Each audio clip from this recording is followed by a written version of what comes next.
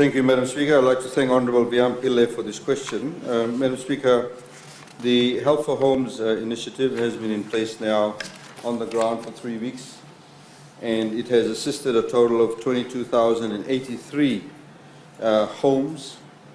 And Madam Speaker, the areas that have been covered included people who were claiming under this initiative from Wanwambalavu, from the Lamai Viti group, Tavuni, Savusavu, Bua, Tailevu, Ra, Tavua, Ba, and Latoka. Madam Speaker. Thank you. Thank you. Supplementary question, Honourable Vande. Supplementary question, Madam Speaker. I thank for the response by the Attorney-General. Last week, we just celebrate the people from Levuka in the weightlifting. But unfortunately, the classification of the award of the assistant is not fair enough for these people, because most of their homes are completely damaged. And yet, people from Urata village, nothing was damaged, and yet they receive assistance. I've got evidence with me, and I'm asking what sort of classification they have done to the 1,500 and the 7,000 assistance to the people covered in this Winston cyclone. If the Honourable Member knows people who have benefited from this particular initiative and they shouldn't have, please give that information. There will be a police investigation as to people who receive benefits that should not have. Thank you. Supplementary question, Honourable Kiliraki. Thank you, Madam Speaker.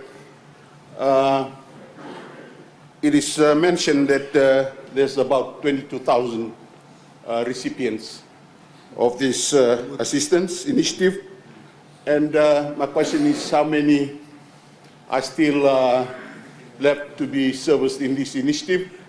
Whether there's an open door, because people have been advised to come to the welfare to report in regards to the assistance.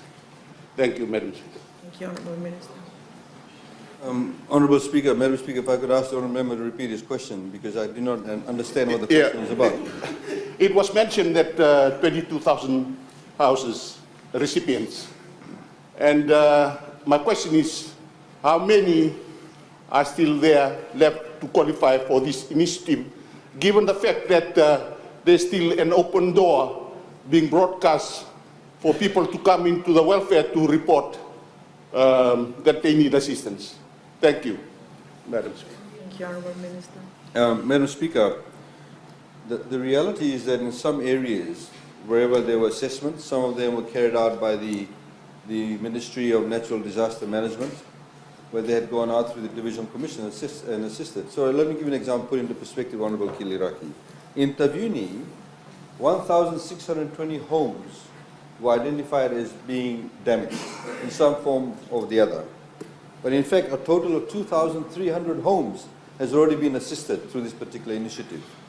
So in terms of the assistance that is being provided, it's dependent on the individuals who come along, sign the declaration, and there is a verification process. They check with the list that has been assessed, but some people actually weren't assessed at that particular point in time. So that's why you have the declaration that is very critical. And then, of course, it is followed by the audit checks by the Ministry of Finance. So there is a particular process in place. And I will be issuing a full ministerial statement on this particular matter later on. Thank you, Mr. Speaker. Thank you. And the third and last question, I give the floor to the Honourable Ndolaki Garata. Thank you, Madam Speaker. From the number of homes that will be built under this program, it's a very massive exercise. I want to ask the Minister, what program do you have to ensure that all these homes will be subject to the National Building Code? Thank you. Honourable Minister. Thank you. I thank the Honourable Member for this question.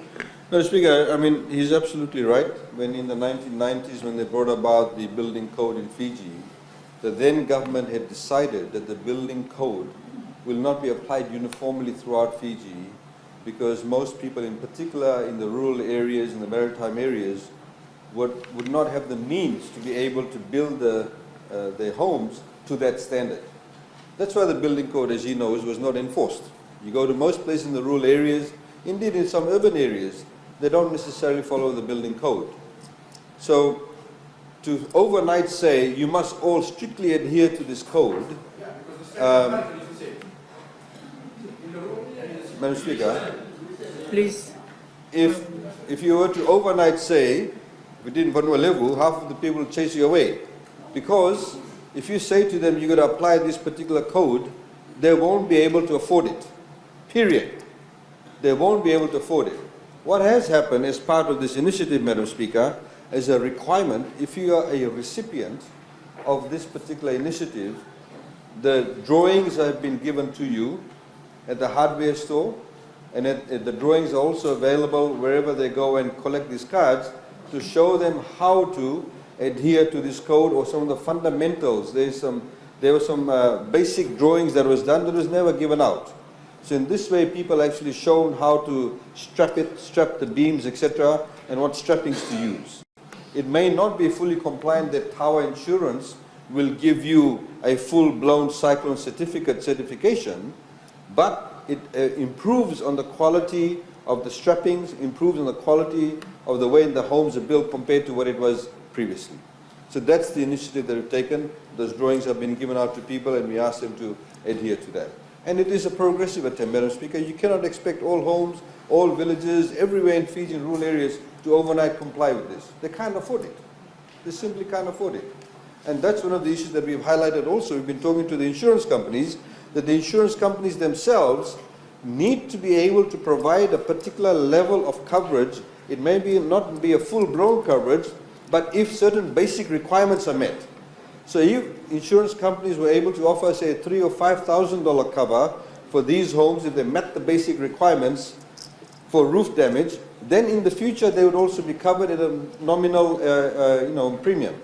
So that's what we have done in respect. As I said, we'll be issuing a much wider statement on this later on. Thank you, Mr. Thank you. Given that some of the questions have been withdrawn and we have a lot of time in our hands, I will allow another question and I give the floor to the Honourable Noekula. For those that, Madam Speaker, for those that do not comply with those standards, is there plans in the future to bring them up, given that the strength of the hurricane will be the same everywhere?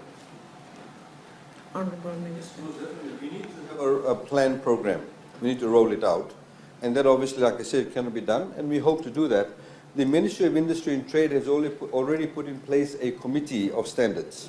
So they bring in all the engineers and architects, etc., together to revive this particular adherence to the building codes. Yes, and we need to do that. And in some instances, obviously, over a planned few years, we need to probably go back and retrofit. And that's very critical.